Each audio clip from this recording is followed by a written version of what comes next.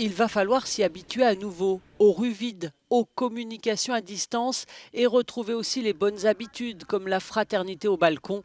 C'est le confinement, saison 2. Nous avons interviewé Serge Effez, responsable de l'unité de thérapie familiale dans le service de psychiatrie de l'enfant et de l'adolescent à l'hôpital de la Pitié-Salpêtrière à Paris. Serge Effez, bonjour, vous êtes psychiatre. Quels sont les mécanismes qui vont nous permettre de supporter ce confinement qui commence aujourd'hui, en particulier dans ce contexte d'attaque terroriste ? Ce qui a créé une très belle unité au niveau du virus, surtout dans le premier confinement, c'était de se sentir reliés, c'était de se sentir alliés les uns aux autres, tous partageant finalement la même communauté de destin et tous acceptant cela parce que son sacrifice est pour le bien commun.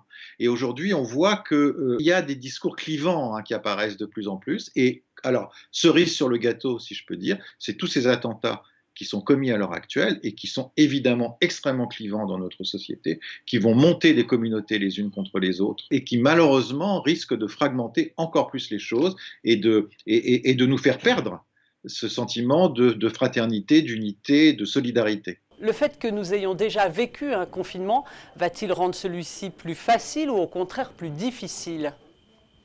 Le premier confinement, ça a été une expérience. On ne s'y attendait pas. On a été confronté à un fait totalement nouveau et on a relevé nos manches et on a cherché à rendre les choses les plus supportables possibles. On a imaginé, on a créé autour de ce confinement une autre façon de se relier. Et avec cette idée quand même qu'il y avait une temporalité, c'est-à-dire on faisait ça pour 2 mois, peut-être 3 mois, après il y avait l'été et après tout repartait comme avant. Or là, on n'est plus du tout dans la même vision. C'est-à-dire qu'on rentre à nouveau dans un confinement, dans une espèce de tunnel, sans savoir quand est-ce qu'il va s'arrêter, s'il va pouvoir s'arrêter.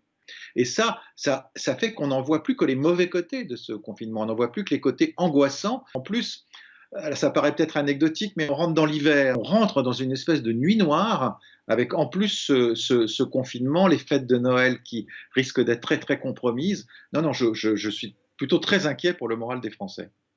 Confinement, ça veut dire aussi solitude. Quels conseils pourriez-vous donner pour que cette période se passe la mieux possible ? C'est justement de ne pas laisser le lien se rompre, de ne pas laisser le lien se déliter. Ça va demander beaucoup plus d'efforts, encore une fois, parce que je crois qu'il y a plus d'angoisse là pour maintenir le lien. Il va y avoir une tendance au repli sur soi, surtout pour les personnes seules et surtout pour les personnes plus âgées. Et qu'il faut absolument maintenir ce lien vivant de toutes les façons possibles. Merci beaucoup Serge Effez. Je rappelle que vous êtes psychiatre.